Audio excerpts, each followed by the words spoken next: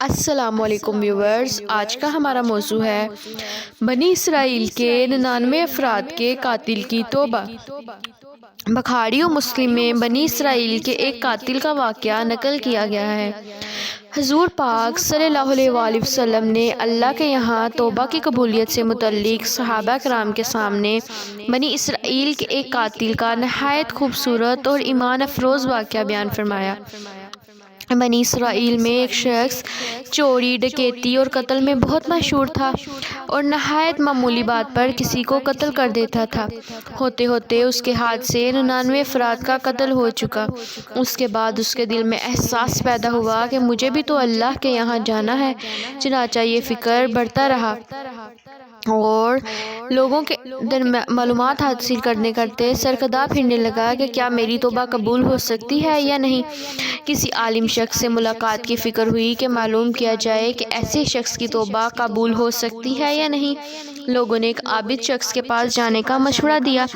اس شخص نے اس کے پاس جا کر مسئلہ معلوم کیا کہ کیا میری توبہ قبول ہو سکتی ہے اور کیا میری مغفرت ہو سکتی ہے جبکہ میں نے 99 انسانوں کی جان مار دی ہے۔ تو اس عابد کو مسئلہ معلوم نہیں تھا، تو اس نے اپنی عقل سے قیاس رائے کی کہ جو آدمی 99 انسانوں کی جان مار سکتا ہے اس کی مغفرت کہاں سے ہوگی۔ چنانچہ اس نے کہہ دیا کہ تیری کو توبہ قبول نہیں ہوگی۔ تو اس شخص نے غصے اور جلال میں آ کر اس کو بھی قتل کر کے 100 پورے کر دیے کہ جب میری توبہ قبول نہیں ہوتی ہے تو لاؤ تجھے بھی ختم کر کے 100 پورے کر دیتا ہوں۔ چنانچہ اس نے 100 پورے کر دیے، مگر اس کے دل میں تردد باقی رہا کہ میری مغفرت کی کوئی شکل ضرور ہوگی۔ اس لیے اس نے لوگوں سے پھر معلومات کا سلسلہ جاری کر دیا کہ روئے زمین میں سب سے بڑا عالم کون ہے، اس سے جا کر معلوم کروں گا، وہی صحیح مسئلہ بتا سکتا ہے۔ آخر لوگوں نے اس کو بتلایا کہ فلاں جگہ ایک عالم رہتا ہے، اس سے جا کے معلوم کرو۔ چنانچہ اس نے اس عالم صاحب کے پاس جا کر اپنی زندگی کی کارگزاری سنائی اور 100 آدمیوں کو کس طرح قتل کیا ہے سارا کارنامہ سنا کر معلوم کیا کہ اب بتلائیے کہ میری توبہ قبول ہو سکتی ہے یا نہیں۔ کہ اللہ کے ہاں مجھ جیسے گناہ گار کے لیے بھی مغفرت کا کوئی خانہ ہے۔ تو اس عالم صاحب کو چونکہ علم تھا تو اس نے بتلایا کہ تیرے گناہ معاف کرنے میں اللہ کے یہاں کیا رکاوٹ ہے۔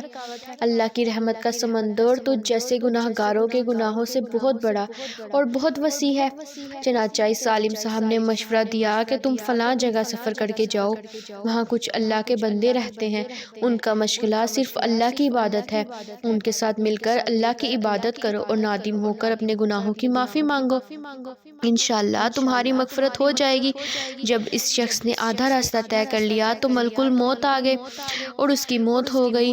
اب اس کی روح لے جانے کا مسئلہ کھڑا ہوا۔ آسمانوں سے رحمت کے فرشتے بھی آئے اور عذاب کے فرشتے بھی۔ رحمت کے فرشتے کہنے لگے کہ اس کی روح لے جانے کا حق ہم کو ہے، اس لیے کہ یہ سچے دل سے تائب ہو کر عبادت کے لیے جا رہا ہے۔ اور عذاب کے فرشتے کہنے لگے کہ اس کی روح لے جانے کا حق ہم کو ہے، اس لیے کہ اس شخص نے بھی کبھی کوئی نیک کام نہیں کیا ہے، پوری زندگی معصیت میں گنوا دی ہے۔ اسی دوران آسمانوں سے آدمی کی شکل میں ایک فرشتہ آیا۔ بعض روایات سے معلوم ہوتا ہے کہ یہ آنے والا فرشتہ حضرت جبرائیل امین علیہ السلام تھے۔ چنانچہ اس فرشتے نے تشریف لا کر ان دونوں طرح کے فرشتوں کے درمیان یہ فیصلہ کیا کہ دونوں طرح کی مسافت ناپ کر کے دیکھ لو کہ جہاں سے آ رہا ہے وہاں کی مسافت قریب ہے یا جہاں جا رہا ہے وہاں کی مسافت، لہٰذا جہاں کی مسافت قریب ہو اس شخص کو وہاں والوں میں شمار کر دیا جائے۔ چنانچہ دونوں طرف کی زمین ناپ کر دیکھی گئی تو جہاں جا رہا تھا وہاں کی مسافت جہاں سے آ رہا تھا اس کے مقابلے میں صرف ایک بالشت قریب ہے۔ چنانچہ فیصلہ ہوا کہ مقام مسجد سے مقام عبادت صرف ایک بالشت قریب ہے، اس لیے رحمت کے فرشتوں کو اس کی روح لے جانے کا حکم ہو گیا۔ چنانچہ اللہ کی طرف سے اس کی مغفرت کا اعلان ہو گیا۔ ایک روایات میں آتا ہے کہ حسن نے فرمایا کہ ہم سے یہ ذکر کیا گیا، اس شخص کے پاس جب ملک الموت آیا تو وہ شخص سینے کے بل اس سرزمین کی طرف گھسیٹتا گیا۔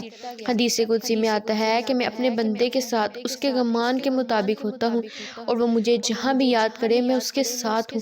باخدا اللہ تعالیٰ اپنے بندے کی توبہ اس سے زیادہ خوش ہوتا ہے جتنی خوشی تم میں سے کسی ایسے شخص کو ہوتی ہوتی ہے جس کا جانور بیابان میں گم ہو کر پھر اسے مل جائے، اور جو شخص ایک بالشت میری طرف آتا ہے میں ایک ہاتھ اس کے قریب ہو جاتا ہوں، اور جو ایک ہاتھ میرے قریب آتا ہے میں اس کے ایک باغ پھیلائے ہوئے دونوں ہاتھوں کے درمیان کی مسافت قریب ہو جاتا ہوں، اور جب وہ میری طرف چل کر آتا ہے تو میں اس کی طرف دوڑ کر آتا ہوں۔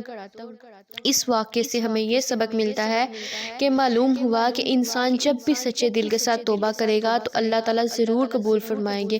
انشاءاللہ یہ واقعہ خصوصاً ان حضرات کے لیے حوصلہ افزائی اور معاونت کا سبب ہے جو کہ بڑے بڑے گناہ کر کے اب مایوسی کی زندگی گزار رہے ہیں، کیونکہ شیطان انہیں مایوس کرتا ہے۔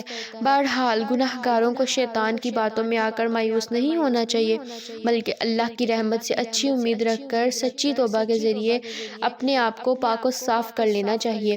اللہ تعالیٰ ہم سب کو عمل کرنے کی توفیق عطا فرمائے، آمین یا رب العالمین۔ اگر آپ کو یہ ویڈیو اچھی لگی تو لائک کریں، شیئر کریں، کمنٹ کریں اور چینل کو سبسکرائب کریں۔ شکریہ۔